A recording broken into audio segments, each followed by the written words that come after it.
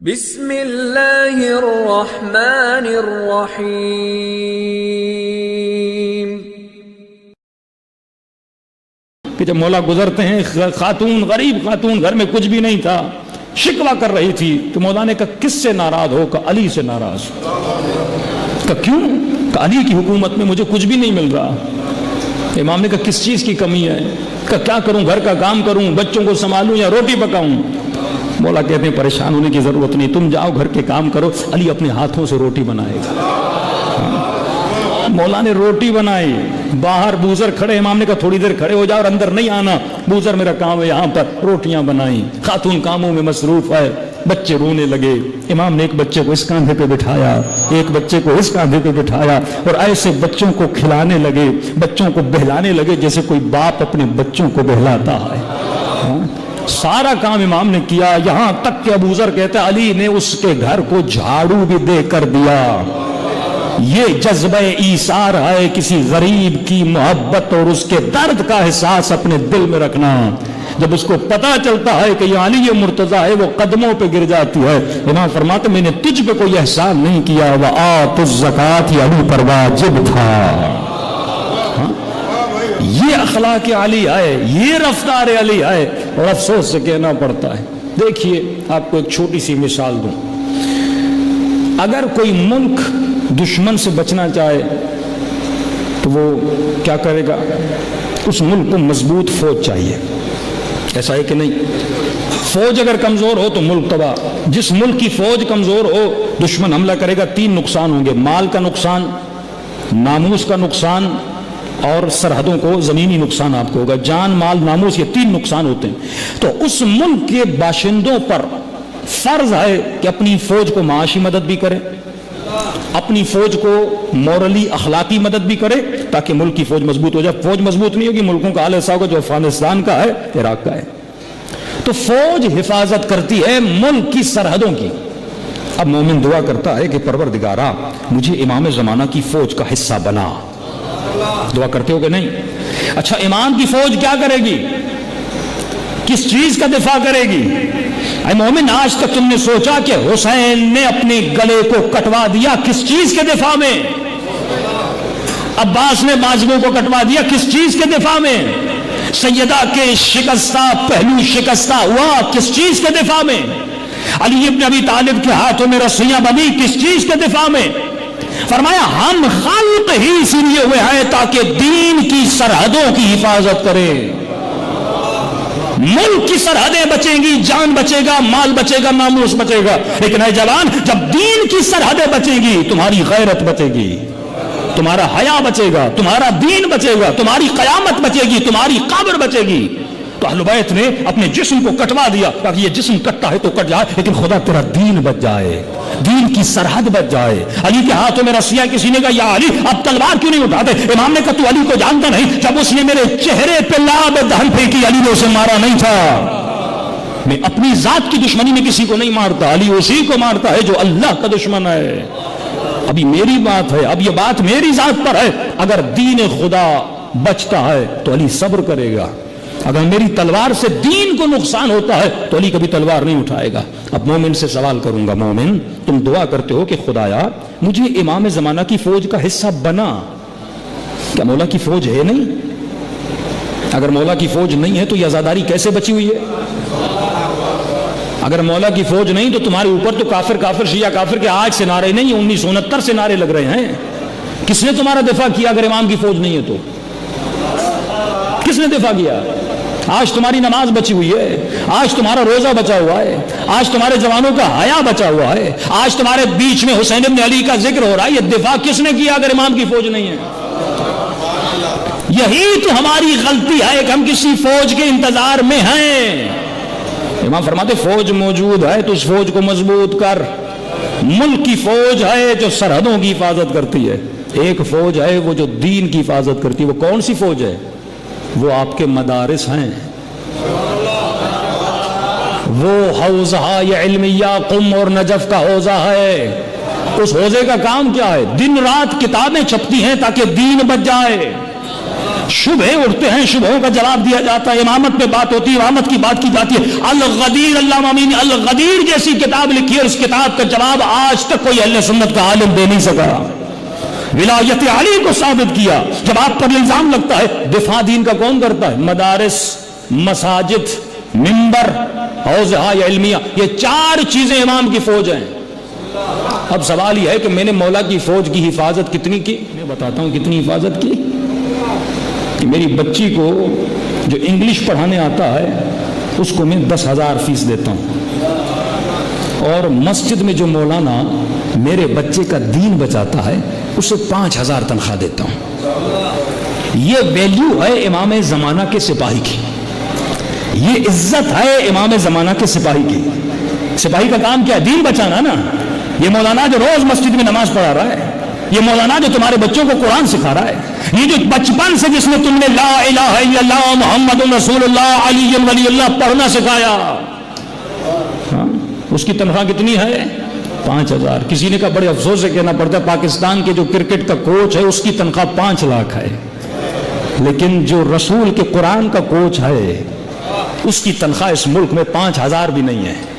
یہ ہے معاش کا میدان، کیونکہ میرے نزدیک معاش تو اہمیت ہی نہیں رکھتا نا، میرے نزدیک قیامت کی کوئی اہمیت نہیں ہے۔ آیت اللہ سیستانی فرماتے وہ زمانہ حوضے میں تھا، فرمائے ہم راتوں کو بھوک لگتی تھی، جو لوگ تربوز وربوز کھا کے جاتے تھے ہم وہ کھالیں کھاتے تھے، وہ کھالیں کھا کھا کر آج وقت کا سب سے بڑا مرجع بنا۔ آج جب دین پہ حرف آتا ہے، آج جب مذہب پہ بات آتی، دفاع کرتا کون ہے؟ کہ امام زمانہ غیب کے پردے سے باہر آ کے دفاع کرتے نہیں، یہ امام کی فوج ہے جو دفاع کر رہی ہے۔ یہ علماء، یہ منبر، یہ کتابیں، لاکھوں جلدیں علامہ مجلسی نے 100 جلدیں لکھی، کتب 4، شہید اول، شہید ثانی، شہید اول، شہید ثانی۔ آج کل لوگ کہتے ہیں حکومت عثمانیہ بہت اچھی تھی، لوگوں کو پتہ ہی نہیں۔ یہ ڈرامے میں جو ارطغرل میں آپ کو حلب کا حکومت کی، حلب کی حکومت فاطمیوں کی حکومت تھی، اس ساری حکومت کو عثمانیہ نے گرایا۔ عثمانیہ نے آپ کے شہید اول جنہوں نے کتاب لمعہ لکھی جس میں آپ کی نماز کا طریقہ، خمس کا طریقہ، زکوٰۃ کا طریقہ، نکاح کا طریقہ، نکاح کے صیغے، تاری آپ کی فقہ جو ہے وہ شہید اول و شہید ثانی نے کتاب لمعہ دمشقیہ نے دمشق میں لکھی گئی۔ پتہ ہے ان کے ساتھ کیا کیا گیا؟ نہ قلم دی نہ کتاب دی۔ شہید نے کہا اگر میں مر جاؤں گا شیعوں کو فقہ کون بتائے گا؟ اتنی اجازت نہیں تھی، اہل بیت کے فرامین کو کتابوں پہ لکھا جاتا، اپنے ذہنوں میں بٹھاتے تھے۔ فرمایا انہوں نے اپنا ہاتھ کاٹا خون سے، زندان کی دیوار پر کتاب لمعہ کو لکھا، ان کو بعد میں نکالا گیا، صرف مارا نہیں گیا، مارا گیا، پورے شہر دمشق میں گلیوں میں پھیرایا گیا، اس کے بعد ان کے جسم کو جلایا گیا، ان کی قبر نہیں ہے، خاک میں اڑا دیا گیا۔ پھر شہید ثانی دوسرے کو جیل میں ڈالا، وہ جو اپنے خون سے دیواروں پہ لکھا تھا انہوں نے کاغذ پہ اتارا، وہ کاغذ پہ اتری ہوئی چیزیں آج حوضوں میں ہیں اور ایک مولانا وہ پڑھتا ہے اور آپ کو سناتا ہے۔ تو میں نے اپنے دین کے بازو کتنے مضبوط کیے۔ وآتوا الزکوٰۃ، آج کتنے شیعہ ہیں جو خمس دیتے ہیں، خلوص سے خمس دیتے ہیں۔ آج وہی چکر ہے، مولانا آپ کے ساتھ فوٹو نکالنا ہے، آپ کے ساتھ سیلفی لینی ہے، بھائی ٹھیک ہے لے لو، اور اسی بندے کو کہو خمس دو، پتلی گلی سے بھاگ جاتا ہے۔ میں نے پاکستان کے شہر میں مجلس، بڑی بڑا مجمع تھا، میں نے کہا ماشاءاللہ آپ سارے مجلس سننے آئے، مجلس کے بعد بیٹھیے آپ سب کا خمس کا حساب ہوگا۔ میں نے کہا آپ میں سے ایک بھی نہیں بیٹھے گا، مولانا اکیلا خود ہی بیٹھا ہوگا۔ یہ حال اس زمانے میں بھی تھا، آج بھی ہے۔ مولا بھی ممبر پہ جاتے تھے، ماشاءاللہ ماشاءاللہ، ارے مولا تو کیا رسول خدا ممبر پہ جاتے تھے ہاتھ چومتے تھے، لیکن وہ رسول کہتے تھے میرے بعد علی تمہارا مولا ہے۔ کوئی ماننے کو تیار نہیں، کوئی ماننے کو، کبھی اپنی طرف سے کہہ رہا، اللہ کی طرف سے نہیں کہہ رہا۔ جب انسان کی نگاہوں سے معاد ختم ہو جائے، جب یہ معاش کا بکھاری بن جائے، تو میں نے بتایا نا علی ابن مہدیار جب امام سے ملنے گئے تو کہا مولا 21 سال سے آ رہا ہوں، آپ اپنی زیارت کیوں نہیں کروا رہے؟ امام فرماتا علی ابن مہدیار تجھ میں اور تم جیسے شیعوں میں 2 برائیاں ہیں۔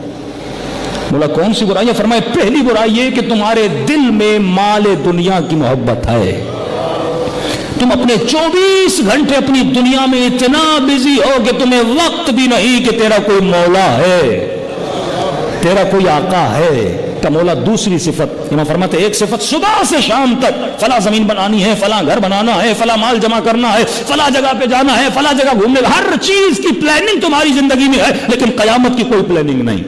قبر کی کوئی پلاننگ 50 سال ہو گئے. ارے تم نے ایک دن بیٹھ کے سوچا کہ میں نے پلاننگ کیا کی ہے؟ کوئی پلاننگ نہیں ہے. فرمایا دوسری صفت جو تمہارے وجود میں جس کی وجہ سے میری زیارت نہیں ہوتی، فرمایا تمہارے اندر اختلافات بہت ہیں، آپس میں لڑتے بہت ہو، جھگڑتے بہت ہو، زبان جب استعمال کرتے ہو سوچتے نہیں ہو کس کے لیے کون سی زبان استعمال کر رہے ہو. علی ابن مہجار نے کہا مولا میں تو دنیا کے پیچھے ہوں ہی نہیں، مولا 21 سال سے آپ کے پیچھے ہوں. کہا سچ کہہ رہے ہو. کہا مولا میرا تو کسی مومن سے اختلاف نہیں ہے. امام نے کہا سچ کہہ رہے ہو. کہا مولا پھر مجھے زیارت کیوں نہیں کروائی؟ امام فرماتے ہیں 21 سال سے اپنی سگی بہن سے ناراض تھا. 21 سال سے. کیا بگاڑا تھا تمہاری بہن نے؟ کہا مولا یہ کیا وہ کیا. امام فرماتے ہیں کہ اس کے دل میں میری محبت ہے کہ نہیں؟ کہا مولا آپ کی ماننے والی ہے. فرمایا پھر تو کہتا ہے کہ نہیں انی سلم لمن سالمکم، جس کے دل میں آپ کی محبت ہے اس کی محبت میرے دل میں ہے. کہ جب تو نے اپنی سگی بہن سے قطع تعلق کیا تو تیرے مولا نے بھی تجھ سے قطع تعلق کیا.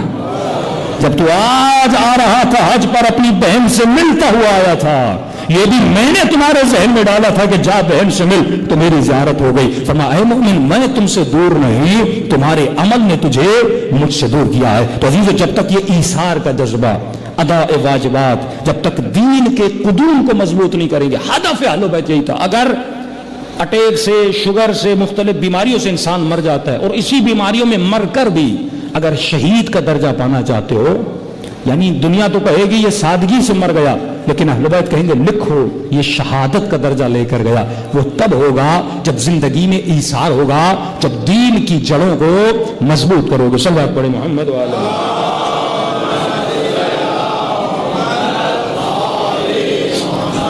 اب وقت نہیں ہے کہ میں زیادہ تفصیل میں جاؤں، لیکن ایک واقعہ آپ کو سناتا ہوا چلوں کہ جس سے پتہ چلے کہ ہمیں اپنے وجود کو بیدار کرنے کی ضرورت ہے.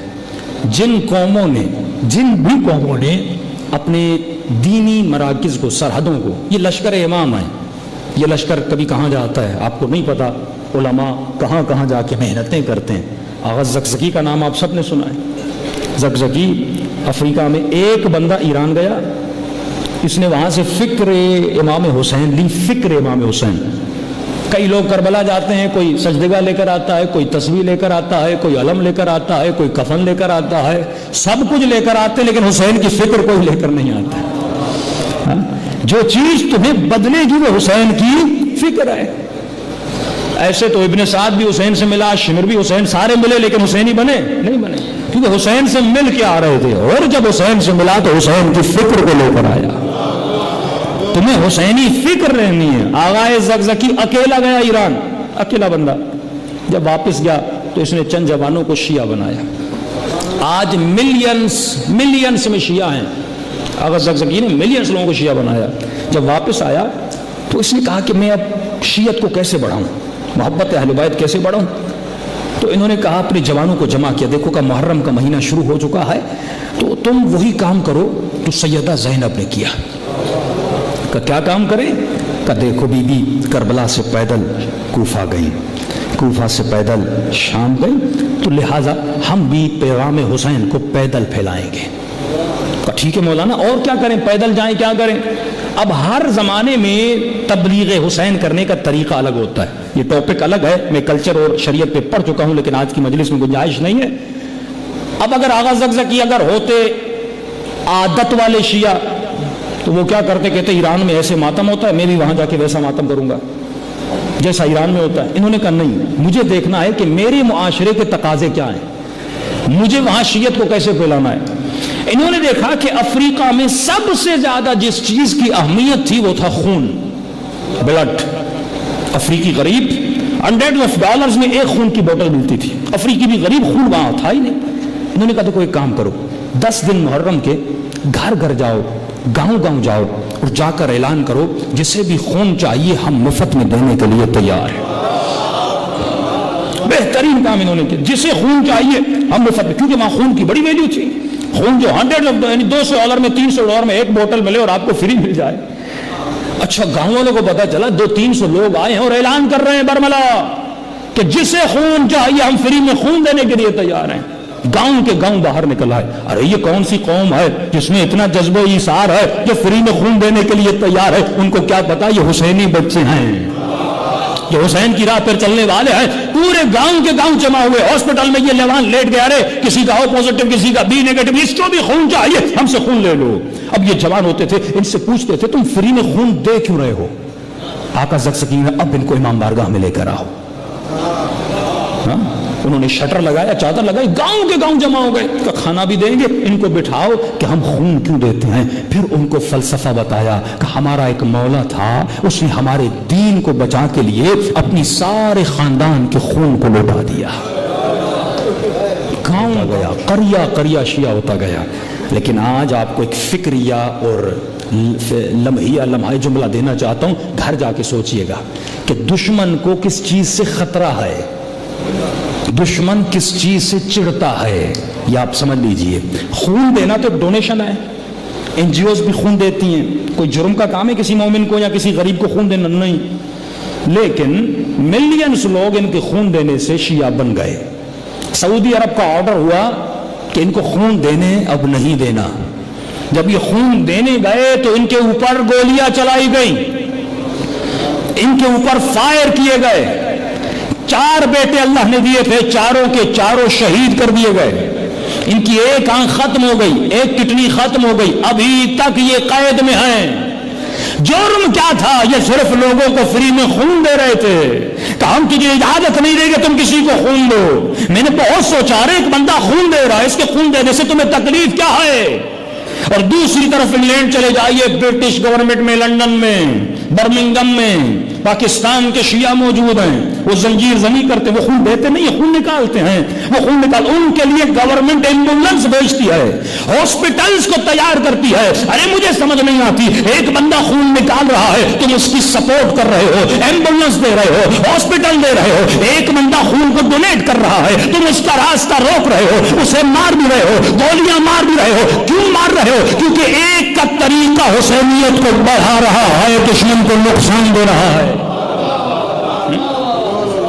تو دشمن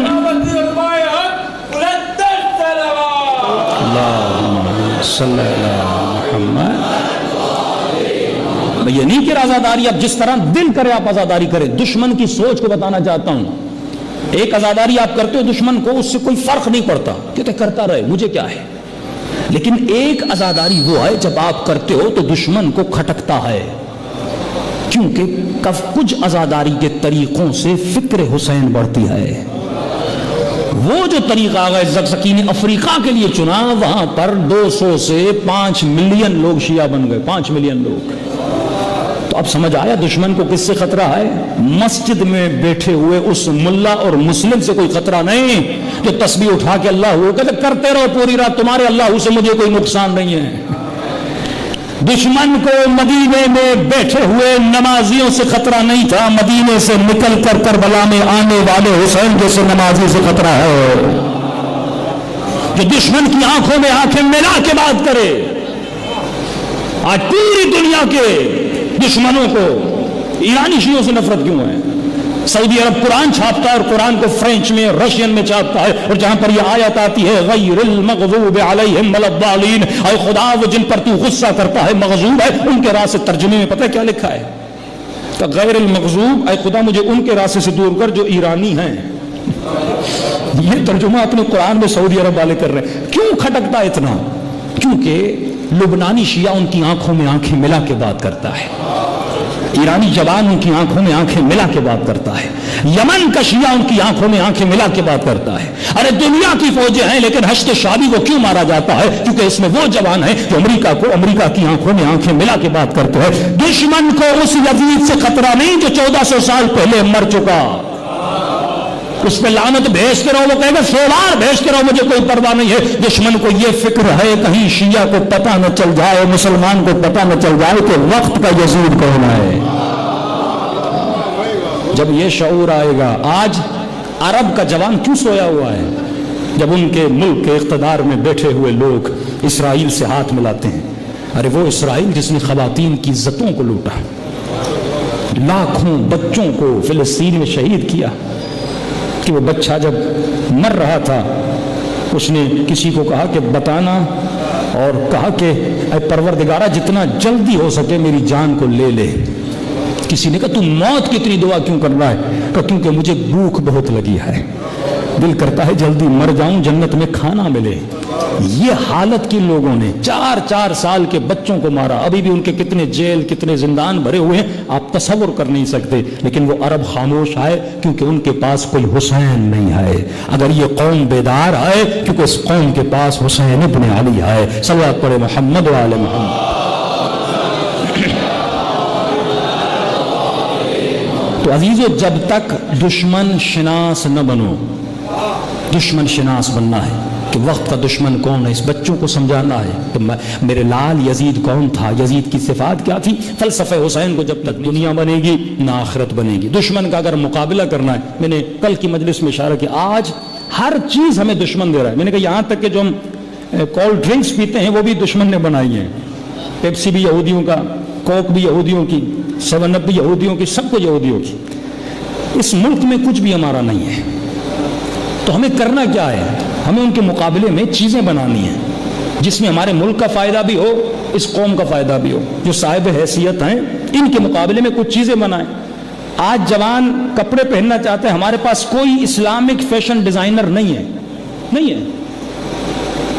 ہمارا رشتہ دار فیشن اینڈ ڈیزائننگ پڑھتا ہے کراچی میں، تو میں نے کہا کیا ڈیزائن کرو گے؟ اس نے اسکرٹ لائی، پینٹ لائی، خواتین کے مغربی سٹائلز لائے۔ میں نے کہا کوئی ہے ہی نہیں کوئی اسلامی ڈیزائنر۔ یہاں تک کہ جو ہمارے کپڑے ڈیزائن ہو رہے ہیں وہ بھی مغرب کی ثقافت پہ، کچھ بھی نہیں ہمارے پاس اپنا۔ حسین تجھے چاہتے تھے کہ تو سب کچھ اپنا بنائے۔ یہ جوان پڑھو لکھو، اسلام کی بنیادوں کو مضبوط کرو، ستونوں کو مضبوط کرو۔ ہم کر سکتے ہیں اگر ہمارا معاش مضبوط ہو جائے۔ اے جوان معاش مضبوط کرو، لیکن اس فکر کے ساتھ معاش مضبوط کروں گا اس لیے اسی معاش سے میں اپنے دین کو مضبوط کروں گا۔ لیکن اگر ہم کمزور رہے تو کچھ بھی نہیں ہوگا۔ اور ایک چیز کا خیال رکھیے، پاکستان میں بہت ساری ایسی کمپنیاں ہیں جن کے جو مالکان ہیں وہ بڑے ناصبی ہیں۔ مجھے کراچی میں رپورٹ ملی کہ ہم مسالے اپنے کھانوں میں استعمال کرتے ہیں، شان ہر بندہ استعمال کرتا ہے۔ اس کا مالک ایک مستند بندے نے بتایا اتنا بدبخت ہے کہ اگر اس کو پتا چل جائے اس کی فیکٹری میں کوئی شیعہ ہے اسے فوراً نکال دیتا ہے۔ اور ہم اس کمپنی کی چیزیں لیتے ہیں اور اس کے ہاتھوں کو مضبوط کرتے ہیں، اور یہی لوگ ان جلسوں کو، ان کافروں کو، ان بدبختوں کو یہ مالدار لوگ مدد کرتے ہیں۔ ایک مالدار ہے بی بی ختیجہ جیسا، ایک مالدار ہے ابو سفیان جیسا۔ ہر کسی کو اپنا مال کہاں پہ استعمال کرنا یہ جاننا چاہیے۔ جب وہ لوگ اپنے لوگوں کے ہاتھوں کو مضبوط کر رہے ہیں تو ہمیں بھی ایسے لوگوں کی چیزیں استعمال کرنی نہیں چاہیے جس سے مسلمانوں کو یا بالاخص تشیع کو نقصان ہو۔ یہ آپ کے اندر پاور ہونا چاہیے، یہ نہیں کہ ہمارے اندر بے حسی ہونی چاہیے کہ میرا کیا جائے۔ صلوات پڑھے محمد و آل محمد۔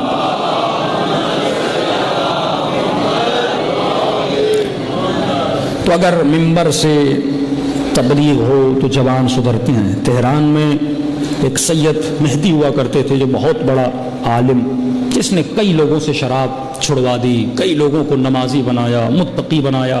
اتنے مرید تھے اگر یہ حکم دیتے تو لوگ سب کچھ اپنا اس پہ قربان کرتے تھے۔ بے انتہا متقی اور پرہیزگار۔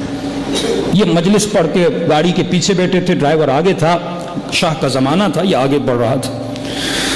تو اس زمانے میں، شاہ کے زمانے میں، روڈوں پر بد کردار عورتیں گھومتی تھیں، جوانوں کو گمراہ کرتی تھیں، گناہ کی دعوت دیتی تھیں۔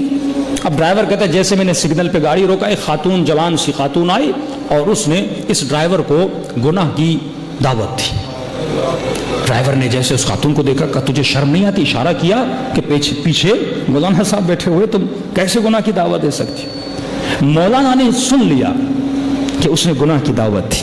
سید مہدی نے شیشہ نیچے کیا، اس خاتون کو اشارہ کیا، قریب آئے، کہا کہ اے خاتون، اللہ سے ڈرتی نہیں ہو، قیامت سے ڈرتی نہیں ہو، قبر سے ڈرتی نہیں ہو، کیوں اپنے وجود کو غلاظت میں مبتلا کر رہی ہو؟ ہاں، دنیا کی خاطر اپنی آخرت کو کیوں تباہ کر رہی ہو؟ اس خاتون نے کہا سید تیرے سر پہ امامہ ہے، تو سید بھی ہے، مجھے تیری ماں زہرا کی قسم ہے، بھوک کی وجہ سے، افلاس کی وجہ سے فاقوں میں آ گئی، میرے باپ فاقوں میں آئے، مجبوری کی حالت میں یہ گناہ کر رہی ہوں۔ سید کو غیرت آئی، کہا کہ میری ماں کی قسم کھائی ہے؟ سچ کہہ رہی ہو کہاں؟ اسی وقت سید نے جیب سے لفافہ نکالا، کہا دیکھو ابھی جو مجلس پڑھ کے آ رہا ہوں یہ اس کا نیاز ہے، اس لفافے کے اندر ہے، میں نے رشوت لے کر یہ وہ کر کے نہیں کمایا، حسین کا نام لے لے کر یہ نیاز ملی ہے، میں یہ نیاز تجھے دیتا ہوں، مجھے پتا بھی نہیں اس کے اندر کتنے ہیں، یہ تم رکھ لو، اور میری ماں کا تم نے قسم کھائی کہ سیدہ کی قسم ہے کہ میں فاقوں میں ہوں، تو آج میری ماں سے ایک وعدہ کرو، سیدہ زہرا سے ایک وعدہ کرو، کہ سید کون سا وعدہ کروں؟ کہ وعدہ کرو کہ جب تک اس لفافے کے اندر پیسے موجود ہیں تب تک تو گناہ نہیں کرے گی، کہ کم از کم چند دنوں کے لیے تو گناہ سے بچ جاؤ گی، جب تک پیسے چاہیے نکالتے رہنا اور تب تک گناہ نہیں کرنا، اب ختم ہو جائیں پھر تمہاری مرضی ہے، لیکن جب تک لفافے میں پیسے ہوں وعدہ کرو مجھ سے نہیں، سیدہ فاطمہ سے، اگر واقعاً اس بی بی کی عزت کرتی ہو تو وعدہ کرو، یہ کہتی ہے اس کی آنکھوں میں آنسو، سید وعدہ کرتی ہوں جب تک اس لفافے میں پیسے آئے میں کبھی بھی بدکاری کی طرف نہیں جاؤں گی۔ سید مہدی کہتے ہیں 2-3 سال گزر گئے، میں نجف گیا، مولا علی کی زیارت کو، زری کی طرف منہ تھا، السلام علیک یا امیر المؤمنین، السلام علیک یا امام المتقین، کا مولا کی زیارت اپنے سرور میں پڑھ رہا تھا، اپنے امام کے ساتھ کلام کر رہا تھا، اتنے میں نے دیکھا ایک جوان ہے جو میرے کنارے پہ کھڑا ہے، سید کہتا ہے میں نے کہا مولا میں آپ کی زیارت کو مختصر کرتا ہوں تاکہ اس کا جواب دے دوں، زیارت تو پھر بھی میں آپ کی پڑھ سکتا ہوں، کہ ایسا نہ ہو کوئی شرعی سوال ہو اور میں زیارت میں لگا رہا ہوں اور یہ چلا جائے، لہٰذا مولا میں شیعہ کیسا، میں مولانا کیسا کسی کا مسئلہ حل نہ کر سکوں۔ ایک مرتبہ اس نے کتاب زیارت کو بند کیا اور اس شخص کو دیکھا کہ آپ کو کوئی سوال ہے؟ اس نے کہا سید میرا سوال نہیں ہے، میری بیوی آپ سے کچھ باتیں کرنا چاہتی ہے۔ اس نے کہا کہاں ہے؟ کہ سید وہ سامنے آئے، اگر آپ ان سے کچھ باتیں کر لیں۔ سید آگے بڑھتے ہیں، سید میں کہتا ہے ایک محجبہ خاتون مکمل حجاب کامل میں کھڑی ہوئی تھی، بس اس کی تھوڑی سی آنکھیں نظر آ رہی تھی۔ سید مہدی کہتا ہے میں آگے بڑھا، میں نے سلام کیا، اس خاتون نے جواب دیا اور روتے ہوئے کہا سید مہدی مجھے پہچانا؟ سید مہدی کہتے میں نے نہیں پہچانا، آپ کون ہیں؟ کہ سید 2-3 سال پہلے ایک سگنل پہ تو نے حسین کی مجلس کا لفافہ دیا تھا، سید میں نے تمہاری ماں زہرا سے وعدہ کیا تھا کہ جب تک اس لفافے میں پیسے ہیں میں گناہ نہیں کروں گی۔ کہ سید ابھی پیسے ختم نہیں ہوئے تھے، اس جوان کا رشتہ بی بی نے بھیج دیا تھا۔ سید میں نے شادی کر لی، واللہ وہ دن ہے اور آج دن ہے، زندگی میں نعمت بھی ہے، برکت بھی ہے، گناہ سے دور ہو چکی، یہ ہے خلوص نیت۔ اگر تو اور کی طرح خالص بن جائے، راستہ اہل بیت خود بناتے ہیں۔ جب اللہ کا وعدہ ہے کہ میرے بندے من یتوکل علی اللہ فہو حسبہ، جب تو مجھ پہ توکل کرتا ہے پھر تیرا حساب کتاب تیرے رب کے ہاتھوں پر ہے۔ اگر یہ نیت کر کے واللہ مجلس میں آؤ تو ہدایت کے دروازے سب کے لیے کھل جاتے ہیں۔ کئی لوگوں کو امام حسین کے مصائب نے نیک بنا دیا، ہم تو روتے ہیں اور آنسو پہنچ کے چلے جاتے ہیں نا۔ سوال یہ ہے مجھے ان مصائب سے ملا کیا؟ میں نے امام حسین پہ رویا تو صحیح، لیکن ان آنسوؤں نے مجھے کچھ دیا کہ نہیں؟ یا صرف ظاہری آنسو بہا کے میں چلا گیا؟ یہ تو غم حسین کی برکت ہے کہ ہندو بھی اس غم میں روتا ہے، مسیحی بھی اس غم میں روتا ہے، جو کبھی اپنے باپ کے لیے نہیں رویا وہ حسین کا نام سنتا اس کی آنکھوں سے آنسو نکل آتے ہیں۔ یہ تو برکت غم حسین، لیکن سوال یہ ہے تجھے اس غم سے ملا کیا؟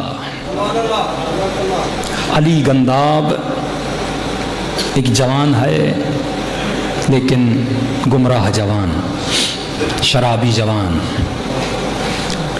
مولانا کہتے ہیں میں مجلس پڑھ کے اپنے گاؤں کی طرف جا رہا تھا، رات کا اندھیرا، اس اندھیرے میں یہ جوان شراب کی حالت میں مست تھا اور راستے پہ اس نے مجھے روک لیا، کہا شیخ کہاں جا رہے ہو؟ میں نے کہا مجلس پڑھ کے آیا ہوں کسی گاؤں میں، گھر جا رہا ہوں۔ شیخ کس کی مجلس؟ کہا تجھے پتہ نہیں، محرم کا چاند دکھ چکا ہے، حسین کی مجلس۔ کہا شیخ مجلس میں ہوتا کیا ہے؟ کہا حسین کے فضائل ہوتے ہیں، فرامین ہوتے ہیں، مصائب ہوتے ہیں۔ کہا شیخ مجھے مجلس سنا۔ اب ایک بندہ شراب کی حالت میں ہے، شیخ صاحب کہتے میں ڈر گیا کیونکہ بدماش تھا، چاقو اس کے ہاتھ میں تھا، ایسا نہ ہو میں انکار کروں اور مجھ پہ حملہ کر دے۔ شیخ نے بہانہ کیا کہ دیکھو مجلس ایسے نہیں سنائی جاتی، اس کے لیے منبر ہوتا ہے، مجمع ہوتا ہے، ماحول ہوتا ہے، حسین کا ذکر کیا جاتا ہے۔ اس جوان نے دیوار کے ساتھ تکیہ دیا، جس طرح ہم رکوع میں جاتے ہیں نا، یہ رکوع کی حالت میں کھڑا ہو گیا کہ شیخ میری پیٹھ حسین کا منبر، بیٹھ جا میری پیٹھ پر اور مجھے سنا کہ تیرا حسین کیسا تھا، کیا ہوا تھا تیرے حسین کے ساتھ۔ شیخ کہتے ہیں کہ میں مجبور ہو گیا، مولانا کہتے ہیں میں بیٹھ گیا اس کی پیٹھ پر، میں نے چند امام کے فضائل پڑھے، 2 فرامین پڑھے جلدی جلدی سے۔ اب اس نے کہا شیخ مصائب سناؤ، حسین کے مصائب سناؤ، مصائب میں کیا سناتے ہو لوگوں کو؟ تو مولانا صاحب کہتے ہیں اچانک میرے ذہن میں آیا کہ علی اصغر کے مصائب پڑھو۔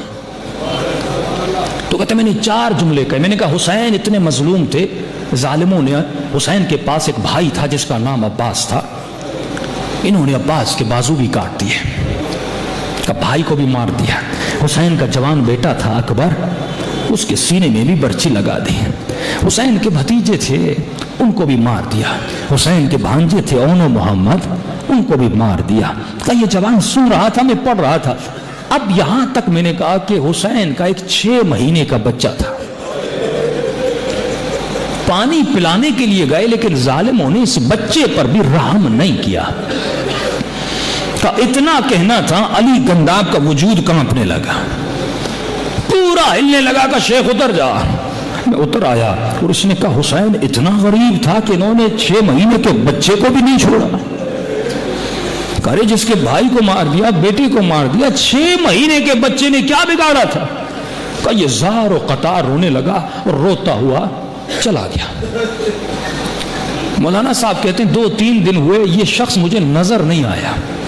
میں نے اس کے رشتہ داروں سے پوچھا وہ علی گنداب کہاں ہے؟ انہوں نے کہا شیخ صاحب پتہ نہیں، اس رات گھر آیا، پوری رات روتا رہا، صبح ہوئی کچھ کپڑے لیے اور صبح سویرے چلا گیا، ہمیں نہیں پتا کہاں گیا۔ شیخ صاحب کہتے ہیں 2 سال گزر گئے، میں نجف گیا مولا علی کی زیارت کو۔ اس وقت بڑے مرجع آیت اللہ اصفہانی پیش امام تھے نجف کے، ان کے پیچھے نماز پڑھنے کا شرف حاصل ہوا۔ میں نے دیکھا قبلہ کے پیچھے ایک شخص کھڑا ہے جو نماز پڑھ رہا ہے، میں نے چہرہ دیکھا، چہرہ پہچانا ہوا تھا۔ جب غور سے دیکھا میں نے کہا یہ تو وہی علی گنداب ہے جو اپنے شہر کا مشہور شرابی تھا، گنہگار تھا۔ میں آغا اصفہانی سے ملنے، میں نے کہا مولانا یہ کون ہے؟ کہا پتہ نہیں، 2 سال پہلے آیا تھا، پورے نجف میں اس سے بڑا کوئی نمازی نہیں، پورے نجف میں اس سے بڑا کوئی متقی نہیں، لوگ وقت نماز پہ آتے ہیں، یہ رات کے 2 بجے مسجد کوفہ میں جاتا ہے۔ کہا اتنا روتا ہے، اتنا روتا ہے، ہم نے نہیں دیکھا آج تک کوئی اتنا روئے، اور رو رو کے کہتا کیا ہے؟ کہ رو رو کے 1 گھنٹہ کہتا خدا میرا یہ گناہ معاف کر دے، میرا یہ گناہ معاف کر دے، اور اس کے بعد کہتا خدا اگر تو نے یہ گناہ معاف کر دیا میں فلاں گناہ کا کیا کروں گا؟ کہ پھر اس گناہ پہ روتا ہے، کہ گھنٹے گھنٹے مسجد کوفہ میں روتا ہے، یہاں کا سب سے بہترین نمازی ہے۔ یہ کہتا میں نے تعجب کیا، ایک وقت میں سب سے بدترین انسان تھا، آج بہترین انسان بن گیا۔ فرمایا میں کافی دن نجف میں رہا، رات نماز عشاء پڑھی، اچانک ایک طالب علم دوڑتا ہوا آیا، اس نے کہا اصفہانی وہ جو فلاں مجتہد ہے ان کی طبیعت بڑی خراب ہے، سکرات کا وقت ہے اور کنفرم ہے کہ آج رات وہ غالباً مر جائیں گے، تو ان کے گھر والوں نے کہا ہے کہ آغا کو کہو کہ اس کے لیے قبر کا بندوبست کریں۔ بہت اچھا مجتہد تھا اور وقت کا استاد تھا بہترین۔ اب ظاہر ہے جو مراجع کی قبریں ہوتی تھیں وہ حرم کے اندر کھودی جاتی نہیں، کوئی عام بندہ حرم میں دفن تو ہوتا نہیں تھا۔ انہوں نے کہا کیونکہ وقت کا بہت بڑا مرجع ہے، اس کی قبر کو علی کے دروازے پہ کھودا جائے، جہاں سے مولا کے حرم کے اندر جاتے وہیں زمین پر اس کی قبر کو کھودا جائے، اس سے بڑا مقام نہیں ملے گا۔ یہ وہ دروازہ ہے جہاں سے ملائک آتے ہیں، جہاں سے انبیاء کا ورود ہوتا ہے، جہاں سے مولا کے زائر آتے ہیں، ارے یہاں پہ اس کو دفن کیا جائے گا۔ کہ اسی رات قبر کو کھودا گیا، قبر کو تیار کیا گیا، صبح کی نماز ہوئی، نماز ہونے کے بعد آغا اصفہانی نے کہا کیا ہوا، خبر ہوئی کہ نہیں ہوئی؟ کہ مولانا اللہ نے بڑا کرم کیا، سکرات کا وقت تو تھا لیکن اللہ نے ان کو بچا لیا ہے، بالکل ٹھیک ہو گئے جیسے وہ کبھی بیمار ہوئے ہی نہیں تھے۔ آغا اصفہانی پریشان ہوئے، تم نے تو کہا مرنے کا مولانا، ہاں واقعی 99% چانسز تھے وہ مر جائیں گے، لیکن پھر اچانک ایسے ٹھیک ہو گئے کہ بات سمجھ میں نہیں آتی۔ اب یہ سوچ رہے تھے قبر تیار بھی کر لیا ہے، قبر کو کھود بھی لیا ہے، کیا کرے؟ اتنے میں ایک بندہ دوڑتا ہوا آیا، کہنے لگا مولانا علی گنداب جو ہے کافی دیر سے سر کو سجدے میں رکھا ہوا ہے. ہم نے آوازیں بھی دی ہیں لیکن آواز آ نہیں رہی. آغا اصفہانی دوڑے دوڑے گئے, بہترین نمازی تھا, اس کو اٹھانے کی کوشش کی لیکن دیکھا اس کی گردن ڈھلی. نبض کو چیک کیا تو سانسیں تو کب کی جا چکی تھی. حالت سجدہ میں حسین کی طرح روح پرواز کر چکی تھی کہ مولانا کیا کریں. آغا اصفہانی کی آنکھوں میں آنسو آ گئے. کہنے لگا یہ قبر اس کے لیے نہیں کھودی گئی تھی, علی نے اپنے علی کے لیے کھدوائی تھی. جلدی غسل دو, کفن دو. غسل دیا گیا, بڑی شان سے کفن پہنایا گیا, جنازہ اٹھایا گیا اور اس کو علی کے قدموں میں دفن کر دیا گیا. ایک مصیبت علی اصغر نے اس کے کردار کو پاک و پاکیزہ بنا دیا. دیکھیے نا, جب انسان کو سدھرنا ہو, بدلنا ہو تو ایک آنسو بھی انسان کو بدل دیتا ہے. لیکن اگر انسان خود کو بدلنا نہ چاہے میرے عزیز, لاکھ مجلسیں سنیں, لاکھ صحبت نبی نصیب ہو, لیکن پھر بھی وہ قاتل زہرا بن جاتا ہے. یہ تیرے اختیار میں آئے تو اپنے وجود کو کیسا بناتا ہے. فرمایا آ حسین کی مجلس میں, یہ مجلس تمہارے وجود کو بلند کرنے کے لیے ہے.